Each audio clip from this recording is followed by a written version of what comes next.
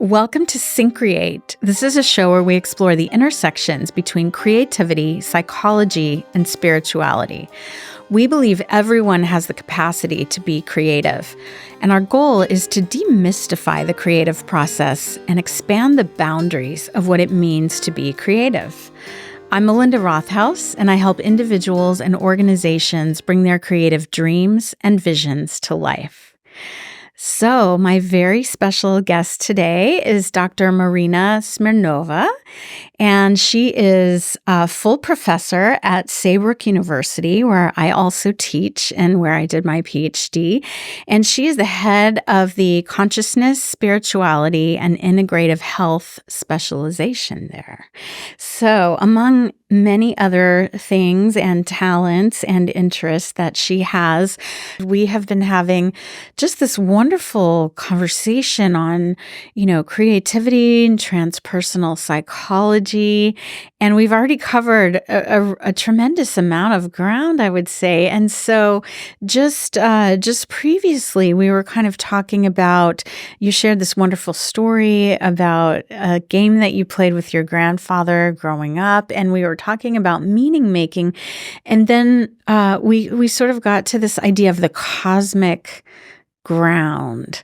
So I want to kind of jump back in there. And it reminds me, because your background there is so wonderful, and it has all of the cosmos in it, and the planets and the swirl, and I see trees and mountains, right? So there's this blending of the ground and the cosmos. And so, maybe at first the idea of cosmic ground seems antithetical, right? Because ground we associate with earth and solidity, and then the cosmos is this vastness. So what is the cosmic ground? Yes, excellent question. I believe that each of us keeps figuring this out for ourselves. So for me, it is this largest, immense container that goes well beyond and incorporates everything that is. Yes. And it goes well beyond what we can imagine in everyday reality within ordinary states of consciousness versus expanded states of consciousness, or holotropic in a way that are states that are helping us to move towards wholeness. Yes, great. Yes. So I'll share with you my thoughts on this. They are my Please. personal thoughts, and I'll share with you also about an experience which helped me to actually hold it more as a ground, so to speak, Great. right? Yes. Yeah. Very practical, and also it ties together creative process and meaning making and integration, how important that is for us as human beings, because we are innately creative. And we're innately meaning-making creatures. Exactly how important that is for us to, keep in mind the personal and the transpersonal as we navigate and brave the territories. So one thing is that in the experience that I will share with you here in a moment, I had to learn how to find my own cosmic ground versus my own fear that the ground would not hold. Yeah, okay. Right, that it would not hold. So there's this inner process of learning how to trust everything that is. And for me, it ties together with the idea and the hunch that we are meant to be here. Each of us belongs, and we all belong together. We just do. What are the chances? Right. What are the chances? What are the odds? Yeah. Exactly. And we already know how much it takes to put a human life on this planet, to raise a human being, to support a human being. It's a lot. So here's the experience I had. Back in the fall of 2017, in October to be precise, I ventured in New York for a specific purpose, to attend a workshop offered by Dr. Peter Levine. Yes. And it was a very interesting workshop, fairly brief, but it was for artists of any kind. So I think in the room we had over 40 representatives from over 40 different fields that artistically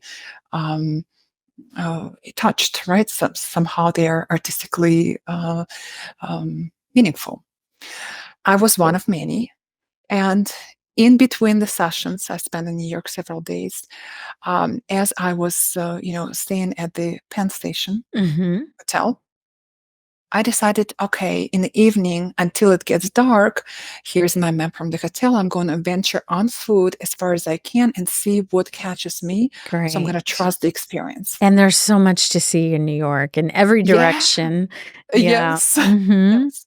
And so here I am with, a map in my hand, paper map from the hotel, venturing out, and somehow I make it to a beta testing virtual reality experience. Wow. And they were already on maybe week 4 or 5 of that process. So they figured out a lot of things that they need to figure out. And they said, okay, yes, we're open. Yes, you're welcome to go into this experience, but we prefer and advise you that this experiment is much better with another person. Any person who is willing to experience this, you don't need to know them, but it is much better to experience with someone else. Yeah. I said, okay, I will wait. And here's this cosmic, again, invitations. Like, I am willing.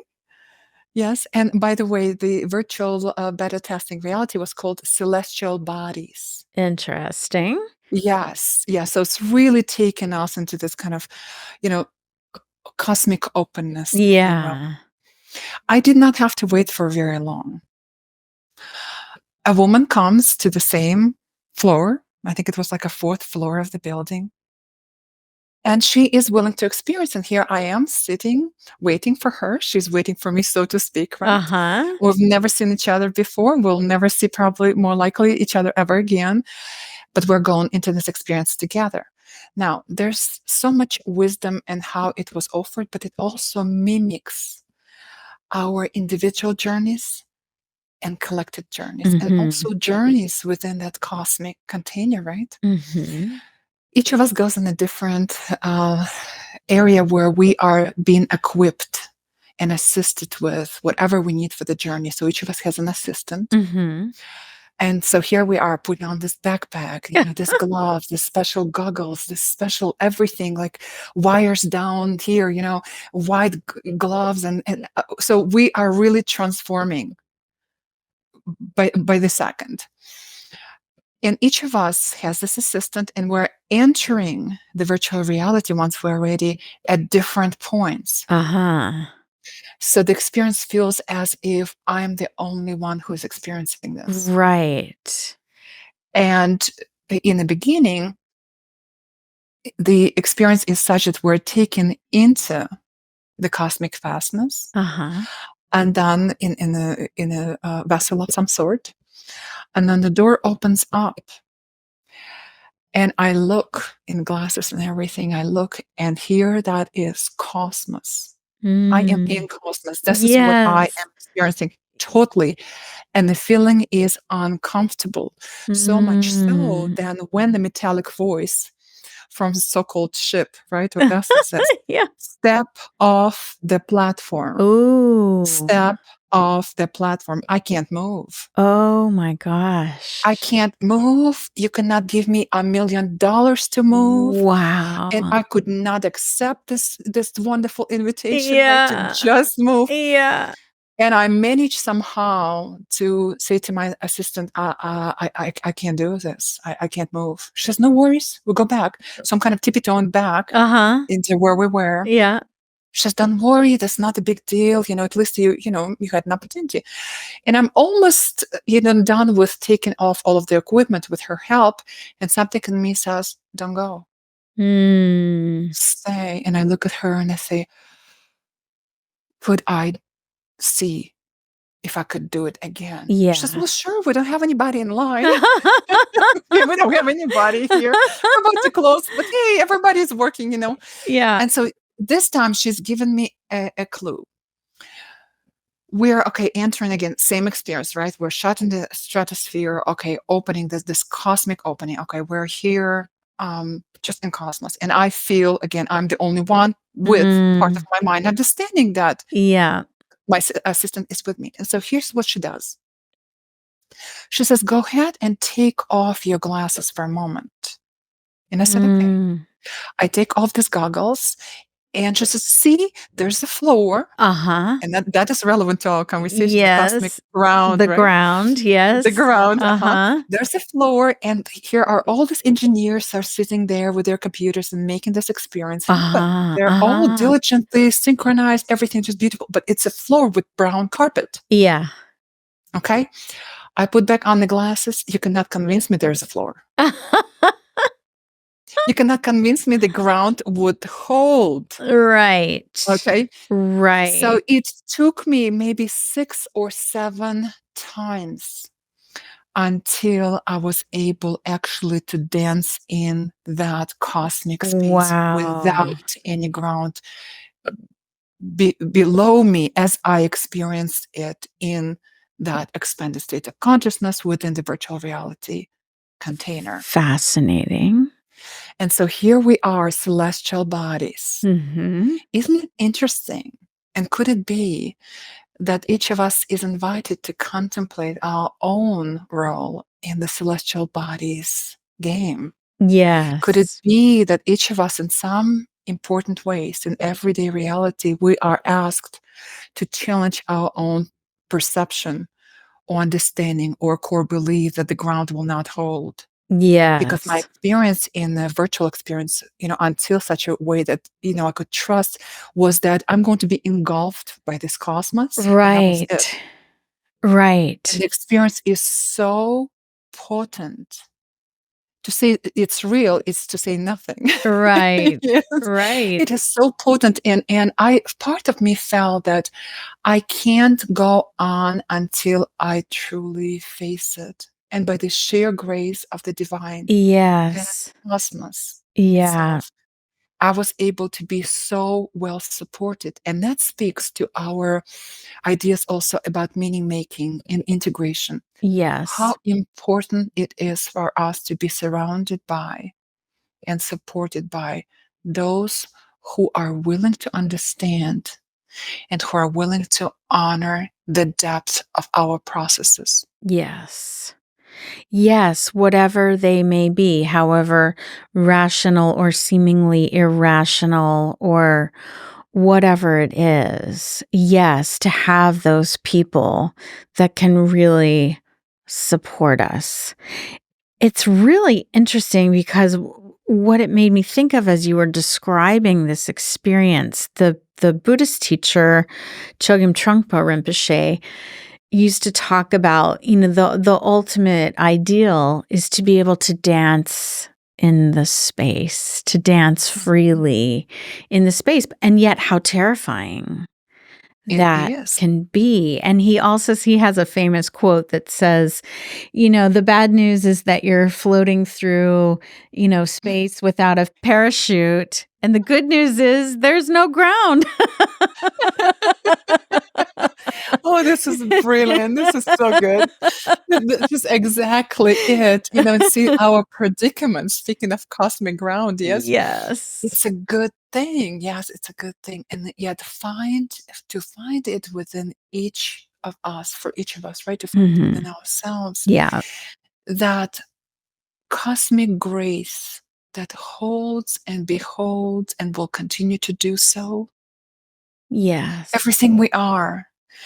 One, moment at a time, one breath at a time, one swirl at a time. Yes. And what it speaks to me about is this feeling of trust. Yes. Being able to somehow, and we all come from different circumstances and different, backgrounds where it might well be very difficult to trust, because of whatever has happened to us in our journey. But, to get to a place where we can truly trust wherever we find ourselves, and having that inner knowing that there is an inner ground, and then that wider cosmic ground that we could trust in the process, whatever the process is for us. And it's sort of a unique journey for each of It us. is. Yes, it is. And what's helpful also for me, and I'm sure for many others in some way, is to remember the words of Stanislav Grof, Dr. Stanislav Grof again. Yes. Who you We studied mentioned. with, by the way. Yes, I Yes. actually have. Yes, so he is one of my key mentors to whom I'm so grateful. Yes, I studied with him holotropic breathwork and transpersonal psychology, and continue to honor his work and find, layered meaning in his work. And so he is the one who really helps us to understand that cosmos itself, and I would say with its cosmic ground or no ground at all, yes, as we were expanding this, Right. is contained within our own psyches. Yeah. That really our own psyche is a has not only resonance and connection with, but contains everything that potentially, yes, we need to know and can access. This is why expanded states of consciousness in general, but particularly holotropic states or resourceful states, those who help us to move, those that help us to move towards wholeness, are of a particular importance. Why? Because when we approach it systematically, self-exploration and systematic, honorable way with proper support and guidance. yes, and guidance, yes, proper containers, yes, Yeah. proper containers held by those who are able to understand, help, and assist. It is then that we're able to understand and experience the cosmos and various aspects of it here and now. We don't have to fly anywhere. We don't have to go anywhere. And I mean airplanes right here. Right, Yes, right, yes, right. Or so to into a speak. virtual reality setting. Exactly, Or, exactly. It is with us by day and by night. Yeah. It's with us. And why wouldn't we want to explore? And of course, there are times where we should curtail, right, that sort of engagement. Why? Because we're all in different psycho-spiritual processes at different points in time. Again, speaking of late Christina Grof and Dr. Stanislav Grof, they have offered us, I believe it was 1989, edited texts. They were editors on spiritual emergence. Yes. Really punctuating this concept that sometimes spiritual development, spiritual unfoldment becomes a crisis. Crisis in the sense that it becomes turbulent, Yeah. right, in our life. And so in those times when, if individual is, or a group of individuals is in a spiritual emergency territory, that's territory has to be approached in a different way. Quite often individuals would have to pause or postpone their spiritual practices such as meditation, breath work, etc. And in other times, when there's a gentle spiritual unfoldment, or in that language would be spiritual emergence, that's the language that late Christina Grof and Dr. Stanislav Grof used, then of course we can go and check out an ecstatic dancing in town, right? Yes. Yes. Or of course we can lean into meditation, contemplation, breathwork, what have you, or some kind of artistic, yes, experiences. And we get to decide when and how. And I think that is a tall order creative responsibility for each of us. Yes, I love that, because I agree. And when I first stumbled upon the literature on spiritual emergency and spiritual emergence, it was it felt very resonant to my own experience, because there was a time after I moved to Austin, as I described earlier, after Hurricane Katrina, where I felt like a stranger in a strange land. I was having these panic attacks. I was having to kind of start my life over from scratch. And, those experiences can be very terrifying. Yes. And that's when I started to really, really practice meditation consistently. And what I found was that disruption and that spiritual emergency, if you will, led into this personal and creative flourishing. So I'm a big believer also in sort of post-traumatic growth.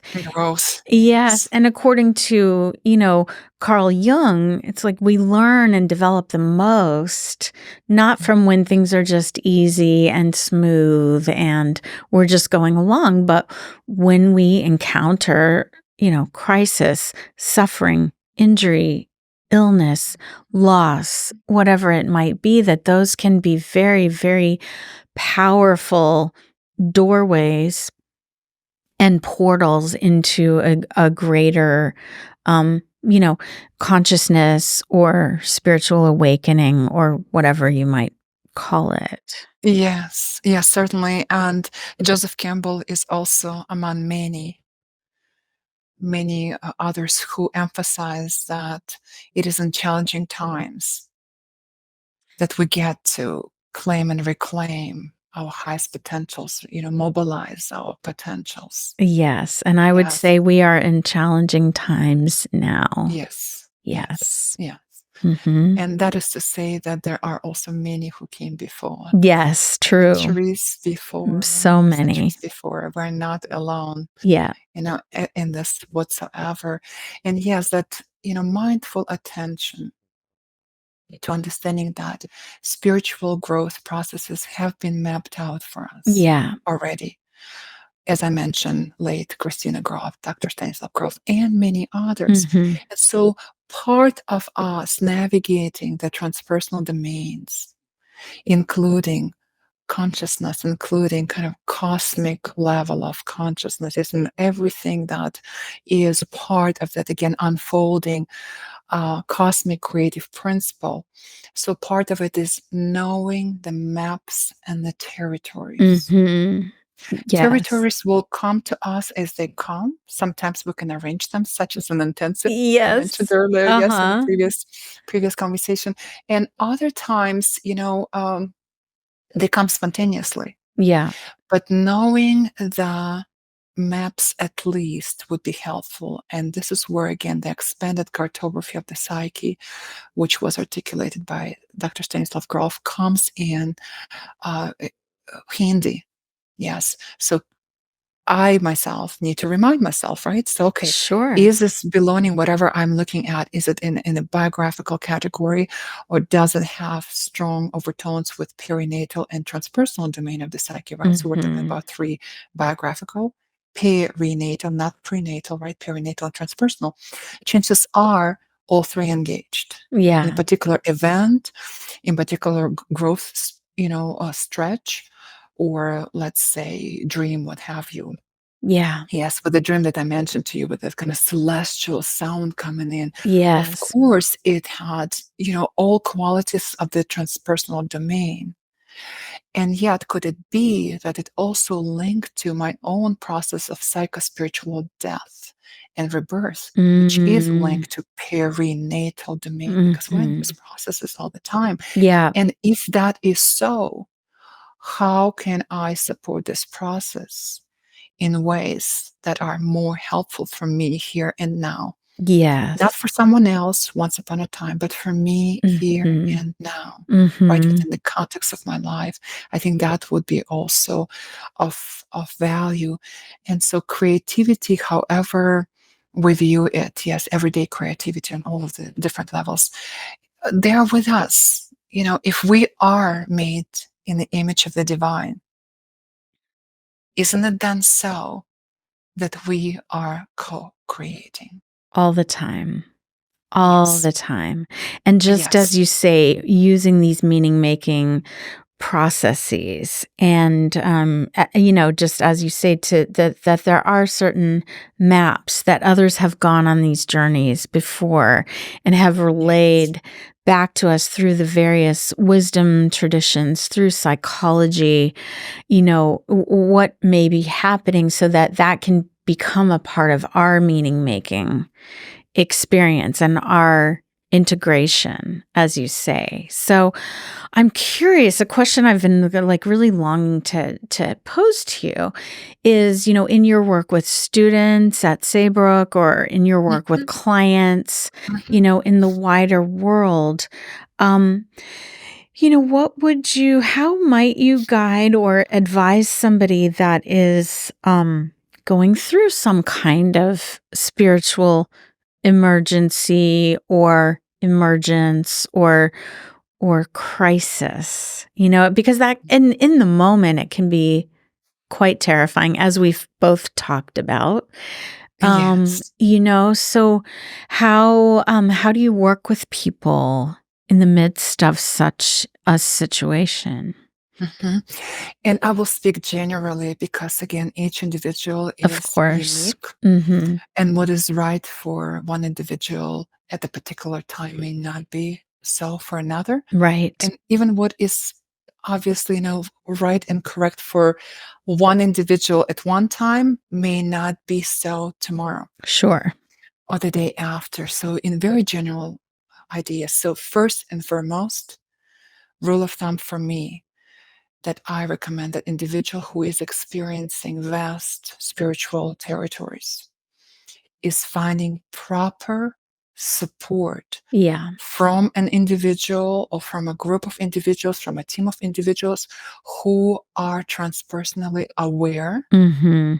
and who themselves are familiar through spiritual transpersonal territories based on their own spiritual development, spiritual Mm-hmm. practices, and so on. Mm-hmm. Because this support, if you ask me, is critical Mm-hmm.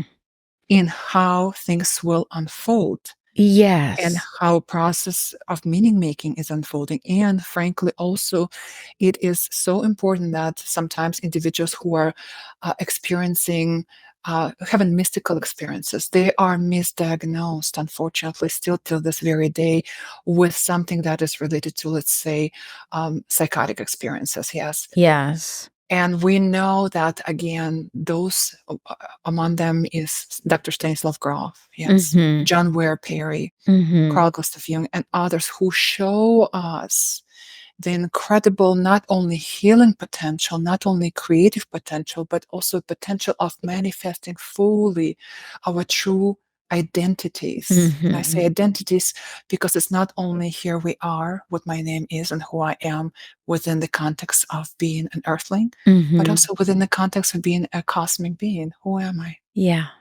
What is my highest identity? Yeah. And I think that's important because I've certainly known and come across people who perhaps they had an experience like this, maybe a sort of a Kundalini awakening or something where Mhm. they didn't have the proper support for that. And it became, very debilitating, Yes, actually. Right. yes. So Mhm. finding those guides and those resources. Would Yeah. be very important, yes. Yeah. Thank you so much. And Kundalini, for example, awakening would be an example of transpersonal domain Mhm. territories. Mhm. Yes. What a wonderful and opportune and blessed offering it is. Mhm. That requires very proper special tending Yeah. from those who are trained to do so, from those who understand what it is and how to approach it, how to tend to this. So support is one. In holotropic breath work, safety, safety, safety, Mhm. support, support, support, Mhm. respect, respect, respect, right? Mhm. And I repeat it 3 times. Why? So easy to remember. Yes, this Mhm. time. But anytime, I think on individual level, anytime each of us needs that inner sense of support, even within proper larger support of professionals who Mhm. can offer everything that's needed, but internally hold that inner even support, inner respect, inner safety. Yes, because psyche is multiplicity. We know it's not one thing. Of Our course. psyche is a multiplicity, and therefore there are parts of us who can internally help to support the totality of our psyche. And of course, one individual gathers a proper support from, in that case, I would recommend transpersonally oriented or transpersonally knowledgeable professional. Yeah. Then whatever is needed again will come in, and it will be one decision at a time, what have you. But importantly, I believe that this is a blessing. Yeah. And human life has to be protected through the process of psychospiritual death, rebirth, because quite often individuals, as Dr. Stanislav Grof teaches, we confuse the need for our old self, our old way of being to die, with confusing it with, oh my goodness, I don't want to live. No. An actual death. Yeah. Yes. We need to help individuals understand that through potent, powerful spiritual transpersonal processes, specifically in this case for spiritual emergencies, an individual needs to have proper support and reminded that this is, the desire to let go of what he or she or they outgrown. Yes, it's a natural desire, but it's a psychospiritual desire in the body. But it's a psychospiritual desire, and the body has to be protected.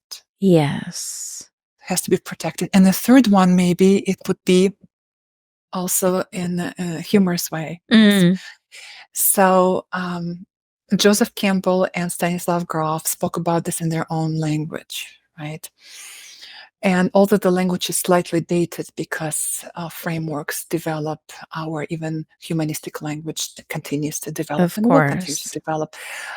Joseph Campbell spoke about the difference between a mystic and a person who is experiencing psychotic territories, if you will, psychotic episodes. And he said that the mystic is swimming in the waters in which a person experiencing psychotic territories is more or less, not holding very well on the water. Yes. Right. And for Stanislav Grof also, he would say, okay, what is the difference between the mystic and an individual, again, experiencing psychotic episode? Is the mystic knows whom not to talk to. Right. Right. Very, very important, to whom not to talk to. Right. And so that would be also, again, tying together our previous conversation with this one. Yes. How important for us to know with whom to share, Yeah. and how and when. And to be on the safe side, for me, I made a decision that I would share only with those who I trust will understand, who have actually the transpersonal grounding that's necessary to understand the process, to be of most support and most value in it. I'll give you an example. Shifting topic a little bit to the land of the longevity conversation about longevity, because I think that it is intricately connected directly and indirectly with transpersonal territories, with creative domains, and with, being here and now kind of links us, because we are creative, right? We are creating and co-creating all the time, individually, collectively, at the earth level, but also at cosmic level. And as Stanislav Grof and others pointed out, our identity, including Dr. John Edward Mack, including him, they pointed out that our identity as human beings is a limited identity. We are so much more. How do we know this? Through their transpersonal research that included experiences of so many individuals whose experiences show us that we're more. Yeah. Yes, and for Stan Grof, he's saying that we are commensurate with the creative principle itself. Yes. So to hold all of this in mind in such a way that, back to longevity, I had around 2015 I had this natural, spontaneous kind of arising within me where I really wanted to lean fairly heavily into the research and what's available in terms of longevity. But Mm-hmm. being transpersonally minded, I really did not want to go about this in a mainstream way. Sure. Yes. Mm-hmm. So I spoke with a mentor at the time, and who is and continues to be very transpersonal grounded, very knowledgeable, and just really quite often exceptional in his advice. But at that time, he did not support me. He actually Hmm. questioned everything I had to say about it. He said, like, why do you Interesting. want it? Why do Yeah. you know? It's like when it's time is. I said, I understand this, but I did not feel heard Mm. from one person who I thought would offer me that support. Mm-hmm. So it took me 5 years to cycle back to the same idea. Wow. That's how serious and drastic it was for me. Not that it completely left me, but somehow I chose to put it on the background. Right. You were discouraged Yes. in some way. Yes, very much so. And Mm-hmm. so what that translates to me, and hopefully I trust that it would help in some way our listeners and viewers, Yes. is to really be highly discerning Mm-hmm. whom they open up to about the gorgeous psyche Yes. of theirs, right? About their Yes. processes, and knowing that protecting these early developments, whatever they are, interests, right, Mm-hmm. inclinations, Mm-hmm. ideas, be it writing, be it creating, be it music, be it what have you, protecting them until such a time that they're strong enough that they can withstand the wind of disapproval Yes. is really critically. Yes, that is so important, I think. And this is, I think, a great place to kind of start wrapping up. But I think that, there's so many voices out there in the world that are all often trying to tell us, how we should feel, what we should think, Mhm, all mhm, of these pressures of mhm. socialization and culture, which are often not actually productive to our well-being and our growth and development. There's certain agendas, Mhm. right? And so I think part of this process of growth and moving toward wholeness, moving toward individuation is this kind of unlearning or this Yes. discernment, as you say, of what's authentic to me, what is resonant for me, who are the people I can trust, how can I best express what is in my being, and standing up to, coming back to the story that we talked about earlier, kind of standing up to those outside influences, Yes. right? And not just falling sway to them. Absolutely. And I think that there is a wonderful example of a person who, to me, stood his ground and very well. Um, Late Dr. John Edward Mack, Uh-huh. who was a Harvard psychiatrist who oversaw the Department of Psychiatry at Harvard for a very long time. Mm-hmm.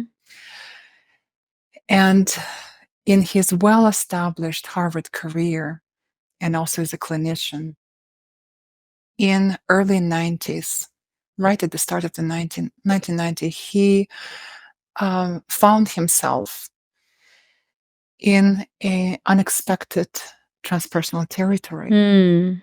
where he was presented with opportunities for which he became very grateful Mm-hmm. to work with individuals who had very quite often we can refer to this extreme or reality shattering experiences Mm-hmm. specifically related to UFO Mm. and alien territories Mm-hmm. and abductions. And so these individuals were referred to as the abductees and or experiencers. Yes. You could only imagine what he had to go through Mm-hmm.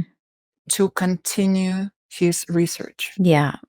That culminating in publishing one of his books, the first one actually in 1994, the abduction. Mm-hmm. And then in 1999, a follow-up, yes, also about this experience, his Passport to Cosmos, what he had to go through, including Harvard 14, 15-month investigation Yes. into his really research. Of course, in the end, Harvard said, no, you continue to do what you do. Mm-hmm. But the toll that it takes on individuals Yes. to stand their own personal and transpersonal ground is tremendous. But without such individuals as Dr. John Edward Mack, our field would be significantly lacking. Yes. And the same can be said of like psychedelics research, right? Which was, kind of, sidelined for a long time. Now it's starting to come back. But yeah, I think it's so important to hold to our authenticity and to our truth, whatever it is that each of us feels drawn to explore or create or communicate.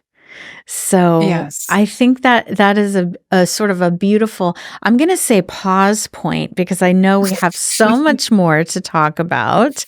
And I think we'll definitely have to continue the conversation at a later time, but do need to bring things to a close today. So thank you so much, Marina. And if people want to learn more about you and your work, what's the best place for people to find you? Yes, wonderful question. Thank you so much. So Saybrook faculty profile would be a very good place to start. Good.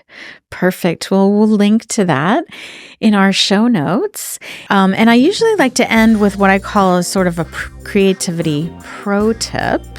And so our pro tip for today is really, I think, our conversation has circled so much around honoring these deep kind of transpersonal, spiritual experiences that, that many of us encounter through our lifetime, or simply honoring what is most true and authentic to us, and finding ways to record and communicate and share those in a way that feels authentic to us. So I think the invitation is really to honor, whether it's in your paying more attention to your dreams or to just these experiences, which don't necessarily have to be these huge, major, kind of life-altering experiences, but they sometimes happen just in the most mundane of ways. Again, when we're out in nature, or we're exploring a new place, or we meet a new person, or we encounter a new idea, and it sparks something for us. So to really pay attention and honor those experiences. Yes. And also honoring the intuition. Yes. And our hunches. Yes. Because our intuition, our heart need to lead us, and the intellect is a wonderful tool to fulfill what the heart suggests. Great. At Syncreate, we're here to support your creative endeavors. So if you have an idea for a project or a new venture, please reach out to us for one-on-one coaching or to learn more about our coaching groups. And the Syncreate podcast is online on all the major podcast channels as well as YouTube. You can learn more at syncreate.org. And please, if you're enjoying this show, reach out, leave us a review if you feel so inspired. And thanks so much for being with us today. Thanks again to Marina for being with us. And we'll see you next time.